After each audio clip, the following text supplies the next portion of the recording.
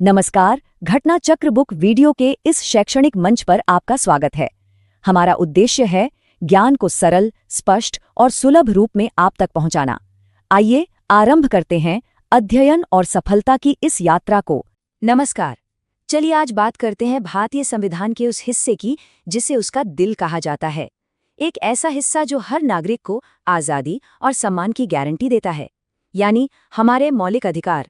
आइए समझते हैं कि यह अधिकार हम सबकी जिंदगी के लिए इतने जरूरी क्यों है। तो ये जो टर्म है भारत का मैग्ना कार्टा, सुनने में बड़ा भारी लगता है ना? लेकिन इसका मतलब बहुत गहरा है। जरा सोचिए, सदियों पहले इंग्लैंड में एक दस्तावेज ने पहली बार एक राजा की असीमित ताकत पर लगाम लगाई थी। ठीक उसी तरह हमारे संविधान का भाग 3 सरकार को ये याद दिलाता है कि असली ताकत जनता के पास है और ये अधिकार उसकी रक्षा के लिए बनाए गए हैं।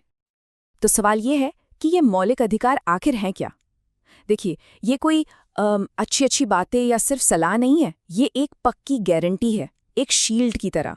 मतलब सरकार अपनी मर्जी से किसी के बोलने की आज़ादी नहीं छीन सकती या किसी के साथ भेदभाव नहीं कर सकती।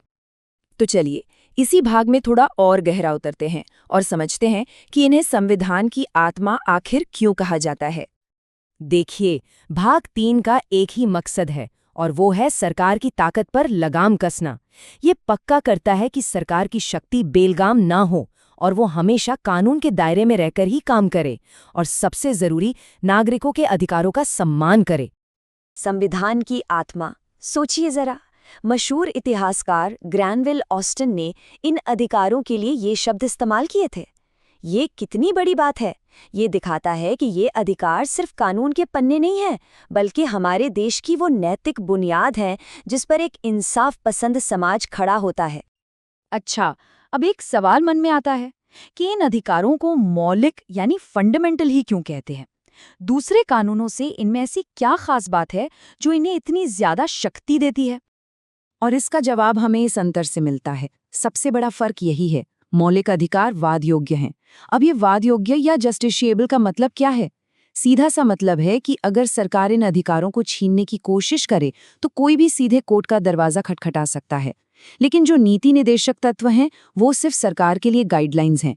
उन्हें लागू करवाने के लिए कोर्ट नहीं जाया जा सकता। और बस यही एक बात मौलिक अधिकारों को असली ताकत देती है। और ये अधिकार इतने भी कमजोर नहीं है कि इन्हें यूं ही हटा दिया जाए। अरे, इन्हें निलंबित करना मतलब सस्पेंड करना लगभग नामुमकिन है। ऐसा सिर्फ राष्ट्रीय आपातकाल यानी नेशनल इमरजेंसी जैसी बहुत ही असाधारण स्थिति में हो सकता है, और उसके लिए भी अनुच्छेद 358 और 359 में बहुत सख्त नियम हैं। और फिर आता है सबसे बड़ा सुरक्षा कवच। ये है अनुच्छेद 13, जो अदालतों को एक जबरदस्त पावर देता है, न्यायिक समीक्षा यानी जुडिशियल रिव्यू की। इसका सीधा सा मतलब है कि अदालतें संसद के बनाए किसी भी कानून को रद्द कर सकती हैं अगर वो कानून मौलिक अधिकारों के खिलाफ हो। तो ये काम कैसे करता है? बहुत सिंपल है। मान लीजिए संसद ने कोई नया कानून बनाया, ठीक है। अब कोर्ट उस कानून को संविधान की कसौटी पर परखेगा, और अगर कोर्ट को लगता है कि ये कानून किसी भी मौलिक अधिकार से टकरा रहा है तो कोर्ट उसे शून्य यानी अमान्य घोषित कर सकता है। ये हमारे लोकतंत्र का एक शानदार चेक एंड बैलेंस सिस्टम है। चलिए, अब तक तो हमने इन अधिकारों की ताकत की बात की। अब एक ऐसे अधिकार को देखते हैं जो हम सबकी जिंदगी से सीधा जुड़ा है। ये है समानता का अधिकार, जो हमें अनुच्छेद 14 से 18 तक मिलता है। संविधान की नज़र में समानता का मतलब क्या है? इसका मतलब सिर्फ ये नहीं कि सब एक जैसे हैं। इसका असली मतलब है किसी को भी समाज में कोई खास दर्जा या स्पेशल प्रिविलेज नहीं मिलेगा। कानून की नज़र में सब बराबर। और इस अधिकार की नींव है अनुच्छेद 14। यही वो आर्टिकल है जो कानून के शासन यानी रूल ऑफ लॉ की बात करता है। अब अनुच्छेद 14 में ना 2 बड़ी मजेदार बातें हैं जो दुनिया के 2 अलग-अलग बड़े लोकतंत्रों से ली गई हैं। पहली, जो ब्रिटिश कॉन्सेप्ट है, कानून के सामने सब बराबर हैं। मतलब कोई कितना भी बड़ा या छोटा हो, कानून सबके लिए एक ही है। और दूसरी, जो अमेरिकी विचार है, कानून का समान संरक्षण। मतलब एक जैसे हालात में लोगों पर कानून भी एक ही तरह से लागू होगा। वैसे एक मजेदार फैक्ट ये भी है कि कानून के शासन का ये जो कॉन्सेप्ट है ना, इसे मशहूर ब्रिटिश कानून के जानकार A.V. डाइसी ने तैयार किया था, जिसे हमारे संविधान बनाने वालों ने अपनाया। तो अनुच्छेद 14 ने तो नींव रख दी। अब देखते हैं कि अनुच्छेद 15 इस समानता के सिद्धांत को असल जिंदगी में कैसे लागू करता है।